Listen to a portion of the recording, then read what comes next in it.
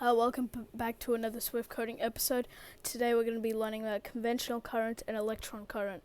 Another very simple subject. So let's analogize this again with a simple circuit. Got our power supply, goes down and through. Something I did not mention in the power episode was that protons are static, meaning that when electrons go through from the negative terminal, protons are not meeting with it, are not sending through the wire and meeting with it. Protons are static, they will stay at that terminal, but electrons, however, move all the way through these components, whatever components you want, and into the positive terminal. And then when it meets up with a proton, we don't really know what happens. So, current. What do we know about current? Current is the flow of electricity. Literally the flow. We can measure it from how fast voltage or electricity goes from one point to another using the Coulomb's law. We measure current with amps or milliamps, or sometimes even shorter. So let's learn about current. Around the mid-1800s, someone called Benjamin Franklin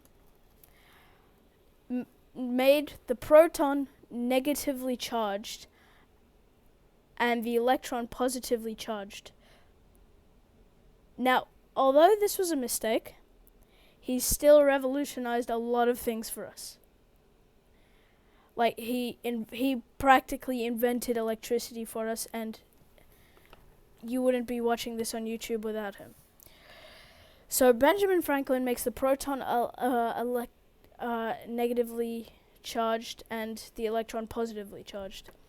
After many years, we find out that the electron is actually negatively charged and the proton is positively charged. A breakthrough in quantum mechanics. So let's just label the atom again with an energy level. Let's just say one energy level with 2 electrons and a nucleus. Protons are static, electrons are negative. When electrons spawn and dive through from the negative terminal or the cathode terminal of a power supply, it goes through the wire, through the components, and hits a proton which is positively charged. And an electron moves, and that movement is the flow, and that flow is the current. But in circuit design, you may have noticed this in the voltage episode, how we have the positive side, and I was putting electrons coming from this side. I didn't just make a silly mistake. In circuit design, whenever you're making a circuit, you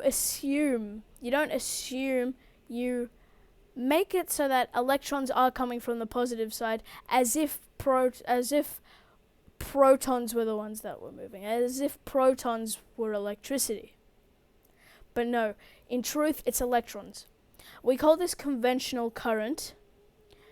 In reality, electron current is the one that we see every day. Current coming from the outlet, electron current. There is no such thing as conventional current in reality.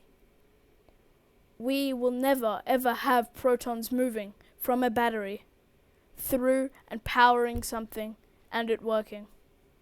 Well, because essentially we can't get protons moving at such a speed. So in circuit design, so we have resistors and capacitors and a second battery.